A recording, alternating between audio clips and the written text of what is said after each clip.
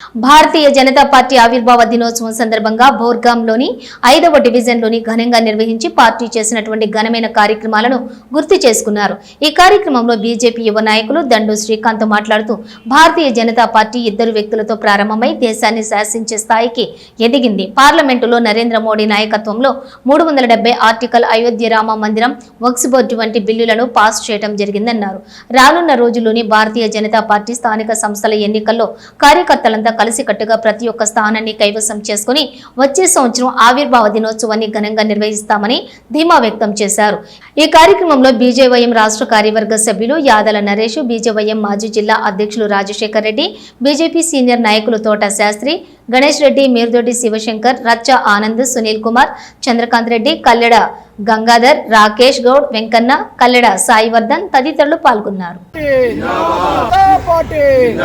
నరేంద్ర మోడీ నాయకత్వం, నరేంద్ర మోడీ నాయకత్వం, భారత్ మాతా కీ జై, భారత్ మాతా కీ జై. అరవింద్ అన్న నాయకత్వం, దినేష్ అన్న నాయకత్వం, దినేష్ అన్న నాయకత్వం, జేపీ నడ్డా నాయకత్వం, కిషన్ రెడ్డి నాయకత్వం.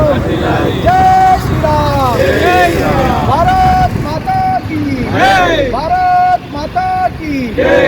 జై శ్రీరామ్, జై శ్రీరామ్, జై శ్రీరామ్, జై శ్రీరామ్, జై శ్రీరామ్, జై శ్రీరామ్. అందరికీ జై శ్రీరామ్. ఈరోజు భారతీయ జనతా పార్టీ 45వ ఆవిర్భావ దినోత్సవ సందర్భంగా బోర్గంపిలోని 5వ డివిజన్లో ఈరోజు జెండావిష్కరణ చేయడం జరిగింది.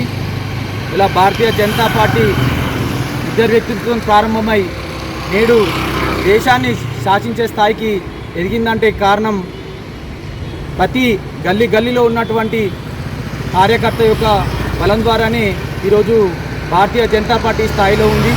అదేవిధంగా భారతీయ జనతా పార్టీ నీతికి, నిజాయితీకి ఎన్నో పార్టీలు ఉన్నా కానీ ఇలా దేశంలో నీతికి, నిజాయితీకి ఒక అవినీతి అక్రమాలు లేకుండా పనిచేస్తున్న పార్టీ ఒక భారతీయ జనతా పార్టీ ఉంది.